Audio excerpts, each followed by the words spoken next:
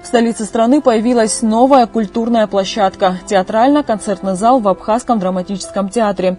Ранее это пространство играло роль фойе, не было ни рояля, ни стульев. Усилиями творческого коллектива пустое пространство превратилось в зал с уникальной, по мнению Надара Чандба, акустикой. Год назад, когда я пришел в этот театр, сразу увидел, что это уникальная акустика. В Сухуми нету такого аналогичного зала с такой акустикой, как, скажем, в Пицунском храме. Он очень напоминает.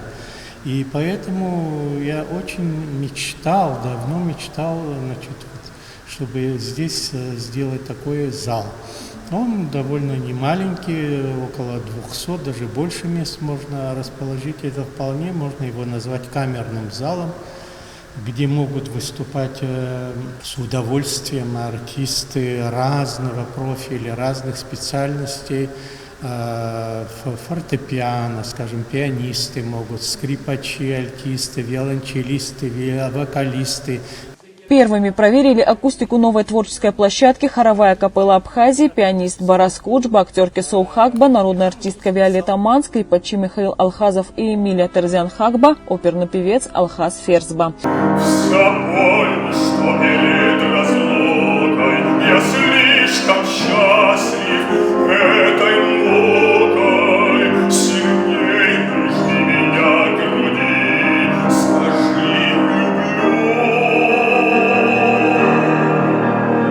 Театрально-концертный зал – это 6-й культурный проект «Абхаздрама за год», отметил директор Надар Чандба. Большую роль в открытии зала сыграло приобретение рояля. Инструмент стоимостью более 1 000 000 рублей театру подарил житель Германии родом из Абхазии Джем Азак Маршан.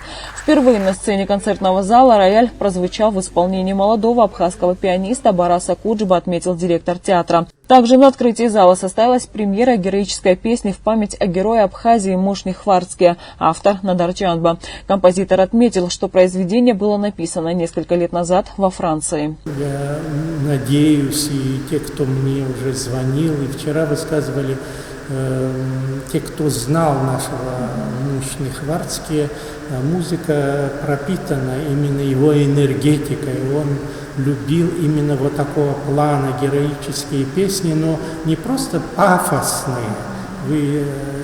Многие зрители заметили, что она не с самого начала, да, такая пафосная, она как бы в развитии. Как народная песня, она начинается солистом, потом подключаются мужчины, потом женщины, и кульминация в самом начале. Вот это было рождение героической песни. Театрально-концертный зал Абхазского драматического театра станет востребованной культурной площадкой, убежден Надар Чандба. И в скором времени абхазского зрителя ждут интересные премьеры. Анастасия Никонова, Раму Камке, Абаза ТВ.